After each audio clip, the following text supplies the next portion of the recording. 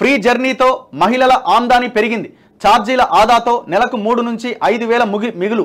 ఆ మొత్తమంతా సేవింగ్స్ చేస్తున్న మహిళలు. గతంలో ట్రావెలింగ్కే 30% పైగా ఖర్చు.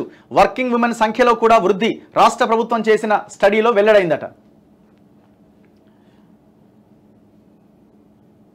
ఇప్పుడు ఈ ఫ్రీ జర్నీతోనే ఎందుకు? మీ పిల్లలకి ఫ్రీ ఎడ్యుకేషన్ ఇస్తే ₹1,00,000 మిగులుతాయి కదా. మీ పిల్లలకి ఫ్రీ ఎడ్యుకేషన్ ఇస్తే, మీ పిల్లలకి ఫ్రీ హెల్త్ ఇస్తే, ఫ్రీ హెల్త్ అంటే ప్రభుత్వ విద్య, ప్రభుత్వ వైద్యం అందిస్తే ఇంకా అద్భుతాలు జరుగుతాయి కదా. అందుకే మనం ఈ 2,000, 3,000 దగ్గరనే మనం బతుకుతా ఉన్నాం. ఆడికే ఓ మహా చేసింది, గొప్ప చేసిందని అనుకుంటా ఉన్నాం. దీని నుంచి మనం బయటపడాలనేదే నా ఆలోచన. 3,000, 4,000 ఎవరికి మిగులుతాయండి? నాకు అర్థం కాదు. ఎవరికి మిగులుతాయి? కాయా కష్టం చేసుకుని కూలీ పని చేసే మహిళలు ఎక్కడికి పోతారు ప్రతిరోజు? ఇది ఎవరికి ప్రయోజనం ఉంటుంది? కొంతమంది చిన్న చిన్న ఉద్యోగస్తులకి, వాళ్ళకి వీళ్ళకి ఉంటుంది. ఇప్పుడు వాళ్ళకు కూడా హైదరాబాద్లో తిరిగే వాళ్ళకి బస్ పాసే ఉంటుండే. ఒకవేళ ఉన్నా రెగ్యులర్గా తిరిగే వాళ్ళకైతే ఒక పాస్ ఉంది కదా.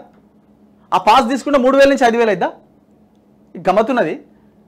3,000 నుంచి 5,000 అయిద్దా? ఉద్యోగం చేసే వాళ్ళు ఎక్కడికి పోతారు? ఫర్ ఎగ్జాంపుల్ చెప్పండి, ఏదైనా ఒక కంపెనీలో ఉద్యోగం చేస్తున్న వాళ్ళకి వారానికి ఒక రోజు వీక్ ఆఫ్ ఉంటుంది.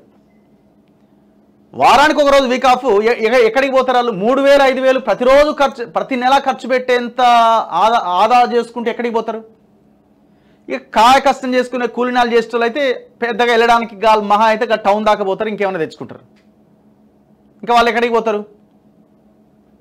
ఏదైనా తీర్థయాత్ర ఎక్కడికైనా పోవాలంటే ఒక్కసారి పోతారు నెలలో. నెలకోసారి పోతారా? ఇది ఎట్లా 3,000 నుంచి, అంటే ఒక్కొక్కరికి 3,000 నుంచి 5,000 మిగిలి అవుతుందా? ఎట్లా అవుతుంది? ఇది ఏ స్టడీ చెప్పింది అసలు? ఇది